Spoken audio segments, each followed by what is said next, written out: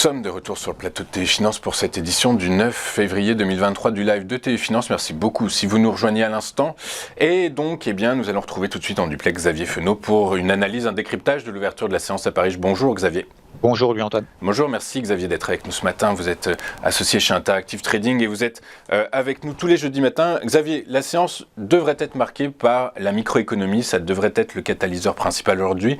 Ceci étant, depuis le début de la semaine, le CAC a enchaîné les performances négatives. Est-ce qu'on peut dire que d'un point de vue macroéconomique, les investisseurs ont enfin atteint l'âge de raison ?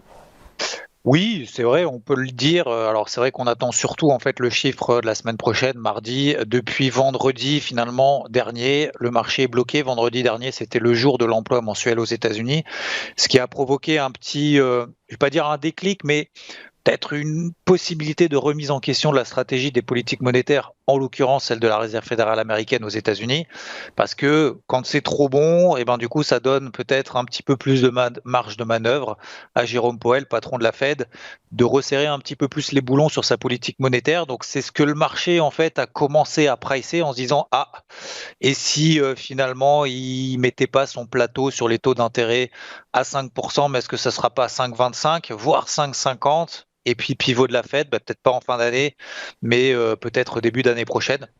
Donc le marché du coup est en train un peu de marcher effectivement sur des œufs. Alors se ravise non pas encore parce que pour le moment, comme on voit sur le CAC, on est toujours en fait dans des tendances haussières, comme je vous le dis maintenant depuis plusieurs semaines. C'est pas plus ça monte et plus il y a de chances que ça baisse. C'est bien justement l'inverse, c'est que les tendances se prolongent X fois et ne se retournent qu'une seule fois.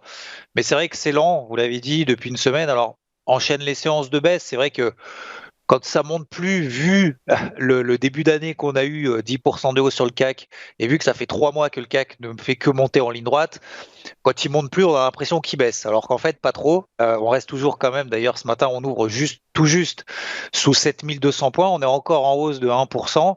Mais c'est vrai que c'est lent, c'est vrai que vous l'avez dit, il n'y a pas de news macroéconomique cette semaine, alors on se contente de ce qu'on a d'un point de vue économique. Est-ce que ça va changer la donne? Non, ça va provoquer un petit peu des catalyseurs intraday.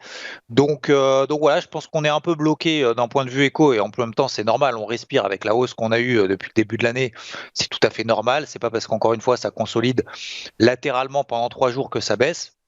D'ailleurs, techniquement, 7115, 7120, vous le voyez bien d'ailleurs sur le graphique, en fait, c'était la précédente borne haute d'un range dans lequel on s'est extrait par le haut et pour le moment, on n'arrive même pas à réintégrer cette zone-là et quand bien même on la réintégrerait, pourquoi pas, on retournerait à 6950 et à 6950, on reste toujours en fait dans des dynamiques haussières. Donc voilà, ça c'est la partie analyse. Donc ça c'est facile à dire. Maintenant, la question c'est on fait quoi? Parce que c'est bien beau de dire tout ça. Est-ce que c'est le moment d'acheter? C'est le moment de vendre? C'est le moment de rien faire? C'est vrai que nous on a privilégié en fait plutôt cette casquette bleue. Je vous en parle depuis plusieurs jours, plusieurs semaines. Casquette verte privilégiée, même à 7000, même à 7100, même à 7002. Mais c'est vrai que jusqu'à mardi, il suffirait finalement d'une petite étincelle d'une inflation finalement qui est un peu supérieure aux attentes. Et là, le marché direct pricerait et continuerait en fait à pricer le fait que la Fed finalement ira un petit peu plus haut, un petit peu plus fort sur ses taux directeurs. Ça sera pas bien méchant. Le but c'est pas de viser un effondrement général du système. C'est simplement une baisse de 3-4%. Pourquoi pas revenir sur les 6800 points sur le CAC. Voilà, là ça permettrait de respirer un petit peu, de reprendre ses esprits et puis de reconsidérer un petit peu ce qui est bien, ce qui est moins bien.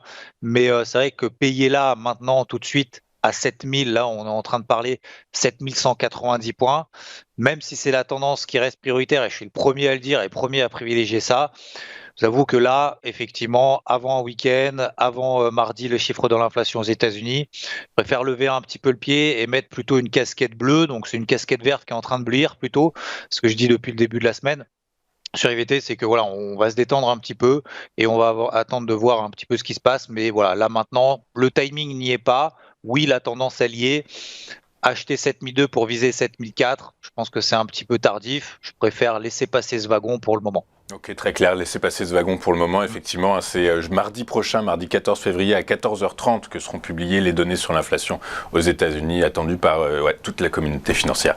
Merci Xavier pour votre analyse et votre œil. Je rappelle que vous êtes associé chez Interactive Trading.